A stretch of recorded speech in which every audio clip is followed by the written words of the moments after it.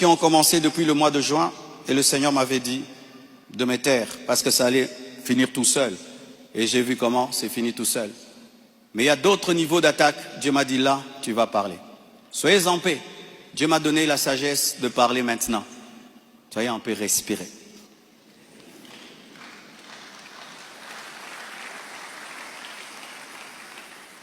Désormais, lorsque j'aurai des choses très importantes et pertinentes, j'écrirai et puis je lirai. Amen. Comme ça, je reste vraiment dans ce que je devais dire et ce que Dieu m'a demandé de dire. Shalom, bien-aimé. Et j'aimerais que ça passe en ligne.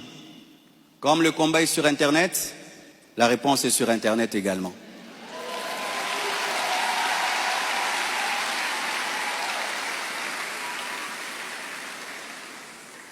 Je n'avais pas l'intention de m'exprimer publiquement à ce sujet, mais voyant le plan manifeste de l'ennemi, de s'aimer la division et de tenter de déstabiliser la communauté CREFEM, j'ai été conduit à sortir de mon silence.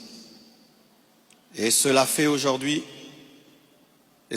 aujourd'hui dans toutes les extensions compassion dans le monde. Les pasteurs vont parler en résumé ce que je suis en train de dire ici, car les fidèles ont besoin de réponses. S'il ne s'agissait que de moi, j'aurais gardé le silence, car de telles choses me sont souvent arrivées. Mais puisque l'honneur de l'Église et la paix de plusieurs sont en jeu, je dois parler, car il y a un temps pour se taire, un temps pour parler. Suite au décès de mon épouse Blanche, j'avais pris l'initiative de faire construire une maison pour ma belle-mère en mémoire de sa fille. Et c'était ça le plan, d'ailleurs. Je ne sais pas s'il y a les photos. C'était ça le plan de cette maison R+1. Par amour pour elle, par amour pour sa fille, en mémoire d'elle. Sur la parcelle, ma parcelle qui est à Bibois, 10 mètres sur 30 que j'allais lui donner. 10 mètres, 15 mètres sur 30, ou 10 mètres sur 30, j'ai oublié. Alors, lorsque j'ai décidé de le faire, le projet était déjà en cours avec son fils et un architecte, d'ailleurs celui qui est en train de nous construire ici. J'ai décidé d'en informer également la branche paternelle de la famille, pour des raisons de transparence. C'est alors que l'on m'a demandé de donner la même chose en espèces pour la famille paternelle. Ça veut dire l'argent que je vais dépenser pour construire cette maison pour la maman, que je donne aussi la même somme du côté du papa. J'ai expliqué que je ne pouvais donner que 250 000 $ pour l'ensemble des deux familles, considérant que je n'ai qu'une seule belle famille et qu'il leur revenait de se répartir cela entre eux. Mais à ma grande surprise, on m'a dit que la maison était considérée comme un cadeau que Blanche avait promis un jour et qu'elle ne comptait pas donc dans l'héritage. Ils exigeaient donc une somme supplémentaire pour atteindre un total de 800 000 $. Par ailleurs, certains membres de leur famille ont contesté ma désignation légale comme liquidateur de mes propres biens, réclamant que ce rôle soit attribué à ma belle-mère. Ce que j'ai catégoriquement refusé, car cela ne respecte ni le droit ni l'équilibre.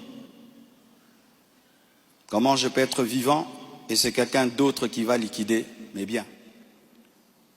Ils m'ont également reproché d'avoir exprimé pendant le deuil ma volonté de ne plus me remarier, une déclaration faite sous le choc et la douleur, car lorsqu'on pleure, on dit des choses, en prétendant que j'avais menti parce que j'ai finalement choisi de reconstruire ma vie.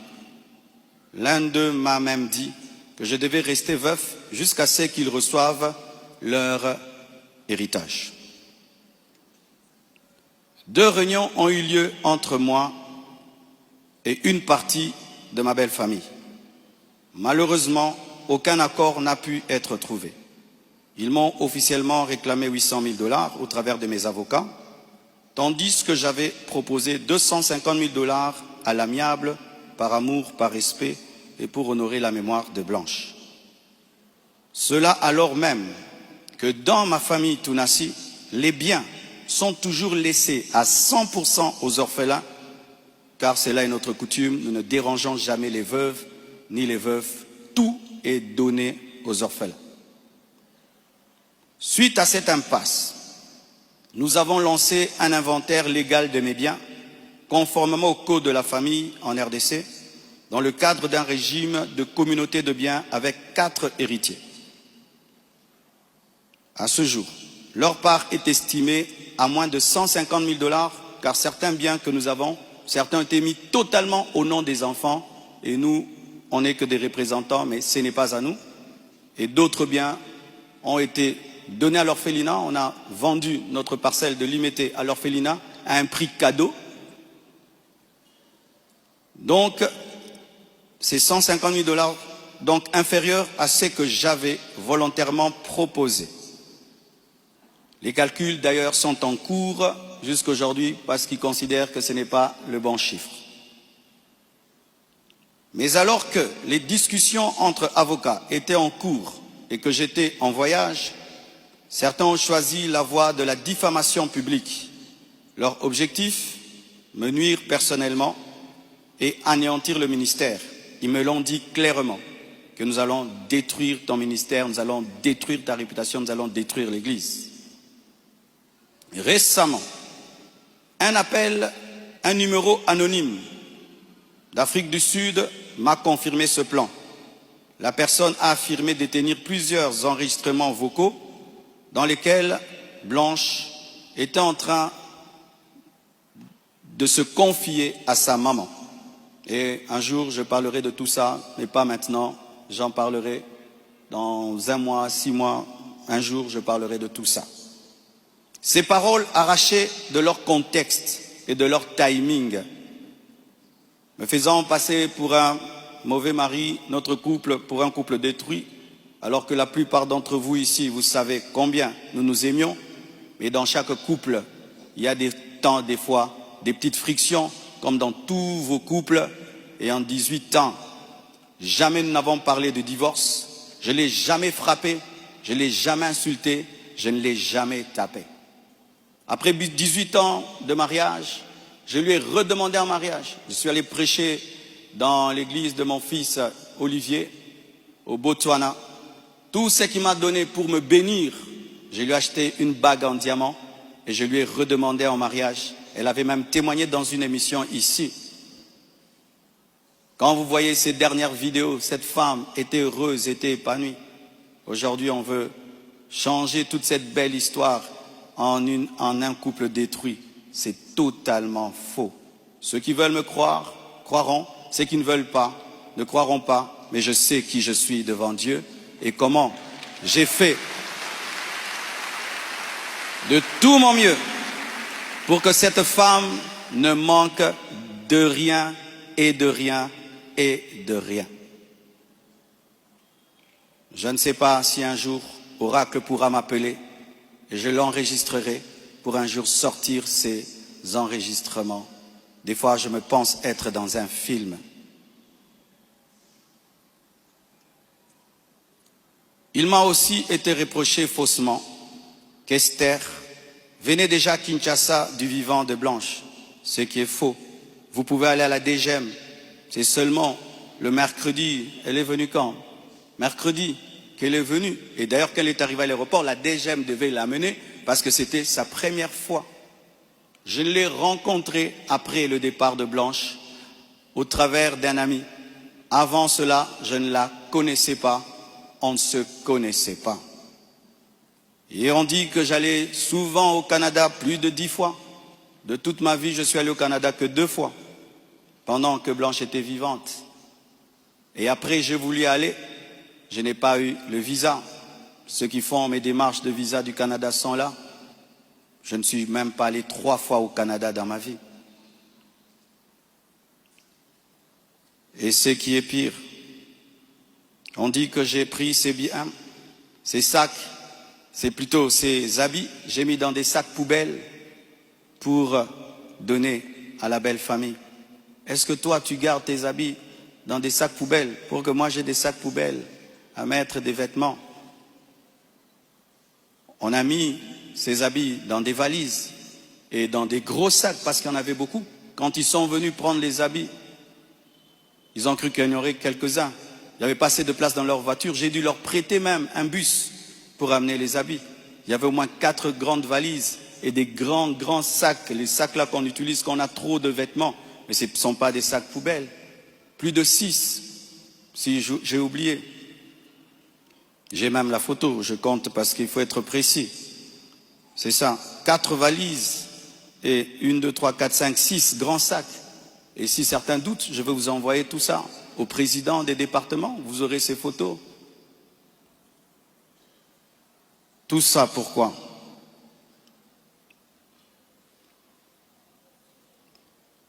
Et ce qui est terrible, on m'accuse même de l'avoir tué, alors qu'elle est décédée d'une crise cardiaque à l'hôpital, suite à une opération. Et ils m'ont posé la question, elle est morte de quoi? Je leur ai dit, on l'a opérée, elle n'a pas supporté l'opération. Le même jour, quand je suis arrivé avec son corps, après encore, la famille paternelle me pose les mêmes questions devant 10 personnes, 15 personnes, j'ai expliqué. Ils savent de quoi elle est morte. Et aujourd'hui au Congo, si tu deviens grand, donc tu tues les gens. Quiconque meurt à côté de toi, c'est toi qui le tues. Le jour que Dieu t'élèvera, tu comprendras ça. Tu dois prier que tout le monde vive 90 ans. Si les gens commencent à mourir, c'est toi qui les tues. Comment peux-je tuer la mère de mes enfants? Priver Tabiri de sa maman? Comment? Même toi, qui viens de te convertir, tu ne peux pas faire une telle chose. Moi, serviteur de Dieu. Elle est partie en Turquie samedi. Je l'ai suivie dimanche. On s'est rencontrés même avec papa à l'aéroport. Elle était déjà partie. Elle me disait de venir. Parce que pour son opération, il fallait que le mari signe. Et je suis arrivé, j'ai signé. Même pour une césarienne, on signe. Elle est partie, elle n'est jamais plus revenue. Et comment son corps est venu vite? Frère, le problème souvent, c'est que les gens attribuent aux autres leur pauvreté. Lorsqu'il n'y a pas les moyens, quelqu'un peut mourir lundi pour que le corps vienne. On prend 2 semaines de cotisation. Mais quand Dieu t'a béni et tu as des relations, et même le médecin est touché par ce qui t'est arrivé, c'est ce médecin qui a tout fait.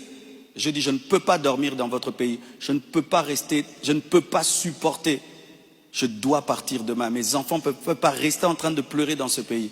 Il a dit, qu'est-ce que tu veux que je fasse? J'ai dit, fais tout, que je rentre. Il a tout fait. Et on est venu. Et c'est la sorcellerie. Comment quelqu'un peut mourir? Du coup, vous prenez le corps, vous amenez, c'est trop vite. Donc vraiment, c'est terrible, terrible. Vraiment le niveau de raisonnement que les Congolais nous avons atteint. Vraiment que les écoles recommencent, je ne sais pas, vraiment. C'est terrible. Des fois, je me dis, tous les derniers de la classe qu'on ne voyait plus, ils sont remplis maintenant, là-bas.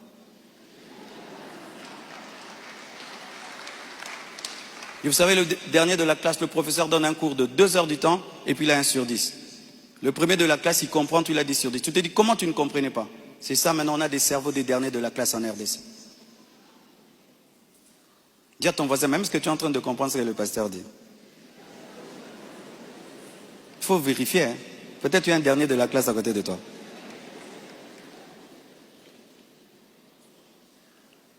Tout cela n'est rien d'autre qu'un chantage, motivé par l'appât du gain, car cette personne me dira, donne-nous l'argent, nous avons des voices, sinon nous allons te détruire. Tout ça, c'est un chantage motivé par l'appât du gain. Pourtant, malgré tout, j'étais disposé, je suis disposé à donner 250 000 $ par respect pour Blanche et pour sa famille et pour la paix.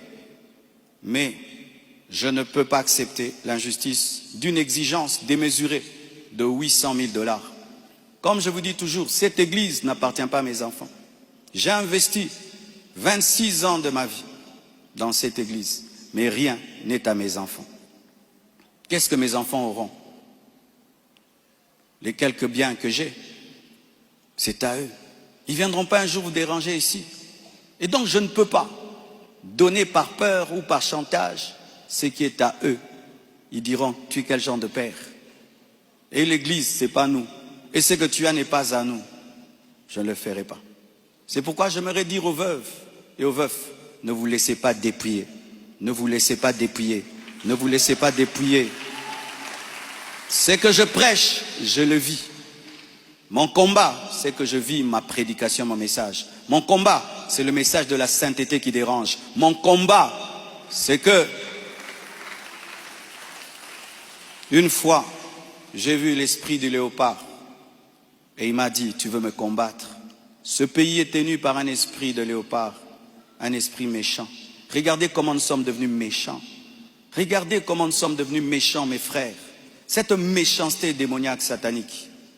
Et quand j'ai vu cet esprit, vous avez vu tout ce qu'on a connu.